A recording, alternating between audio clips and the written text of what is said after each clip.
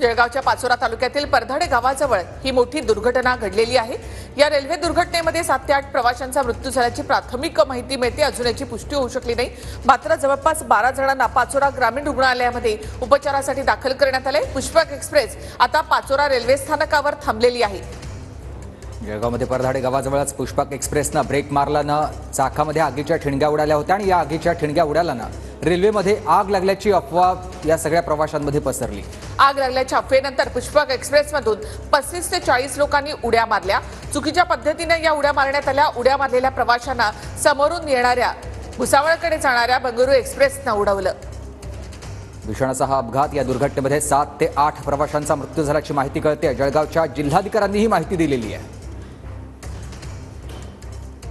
Pushpak express ही प्रवाशांना घेऊन मुंबईच्या सीएसएमटी स्थानकाकडे येत होती।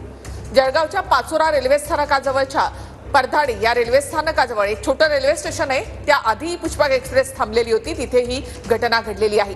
ही घटना घडल्यानंतर त्यावेळेचा व्हिडिओ आपण या ठिकाणी पाहतो। काही प्रवासी यामध्ये जखमी झाले होते, जे रेल्वे ट्रॅकच्या बाजूला पलीकडे गेल्याचं देखील या ठिकाणी पाहायला मिळतं। जखमी झालेल्या प्रवाशांना जवळच्या ग्रामीण रुग्णालयामध्ये उपचारासाठी दाखल करण्यात आलेलं आहे। 3 रुग्णालयांमध्ये ही सगळी व्यवस्था करण्यात आल्याचं जिल्हाधिकाऱ्यांनी सांगितलं। दरम्यान रेल्वे दुर्घटनेत 7 ते 8 प्रवाशांचा मृत्यू झाला अशी माहिती देखील जिल्हाधिकाऱ्यांनी दिलेली आहे। बंगळुरू एक्सप्रेस घटनास्थळावरच असल्याची सध्या माहिती देखील मिळते। पुष्पक एक्सप्रेसमधली ही दृश्य TV9 मराठीवर सगळ्यात आधी तुम्ही पाहताय। दुपारी 3:30च्या दरम्यानची ही सगळी घटना आहे। 3:30 ते 4च्या दरम्यान ही घटना घडल्याचं या पुष्पक एक्सप्रेसमधून प्रवास करणाऱ्या प्रवाशांनी सांगितलेलं आहे।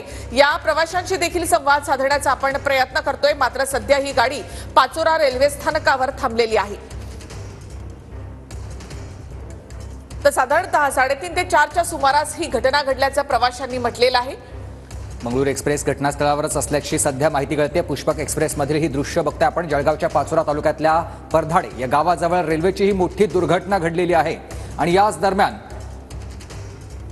जळगावमध्ये परधाडे गावाजवळ पुष्पक एक्सप्रेसनं ब्रेक मारल्यानं आगीच्या ठिणग्या या चाकामधून उडवायला सुरुवात झाली आणि त्यानंतर दरवाजामध्ये बसलेल्या काही प्रवाशांना ही आग लागली असं वाटलं आणि त्यांनी तशी आरडाओरडा केल्यानंतर अफवा पसरत गेली।